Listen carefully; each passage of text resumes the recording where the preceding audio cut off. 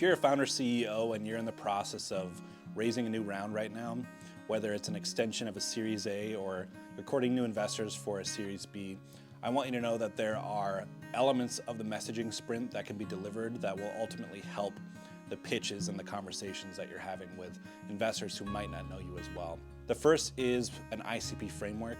ICP stands for Ideal Customer Profile.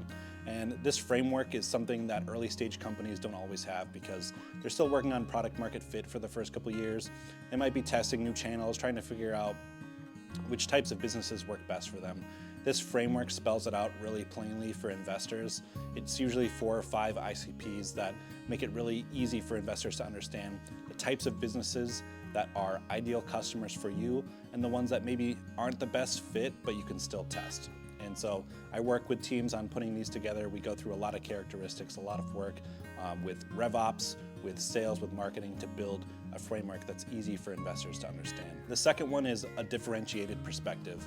Most of the founders that I work with are telling origin stories. I talk a lot about the difference between origin stories and imperative narratives. An origin story is that aha moment that every founder has where they look back in time and kind of communicate, the problem that they identified and the solution that they had in their minds that would help solve that problem and kind of the process to get there.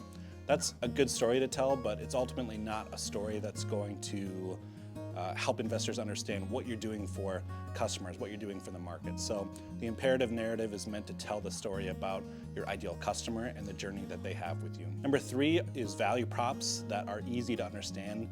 I think a lot of times value props get kind of fluffy, and so I work with clients to develop strategic value propositions that are clear, concise, they're easy for everyone across the organization to understand and use in their day-to-day roles.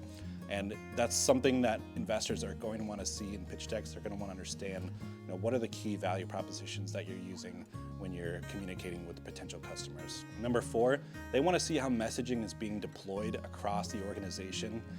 It's not enough, in my opinion, especially if you're raising a Series B, to show them how messaging could be deployed, but they want to see it already in action. They want to see the enablement materials. They want to understand how messaging is being used by salespeople, by marketing people, by customer success people, and by the executive team. And they need to see that there's alignment and confidence around that messaging. And so we help them get there. And then number 5 is a clear go-to-market strategy, right?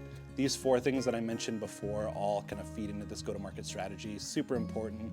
Investors want to understand where you're going next, how you're going to get there, what the plan is, who the people are that are orchestrating the plan. And so we spend a lot of time with founders and CEOs building this go-to-market strategy, or at least outlining the elements of it so that they can have fruitful conversations with investors who want to know, what are you going to do to get to that next level of growth? I hope these were helpful for you. Just a quick video this Monday morning. If you have any questions on the 5 things that I mentioned, let me know in the comments. Otherwise, I'll let you get back to your day. All right, see you another day.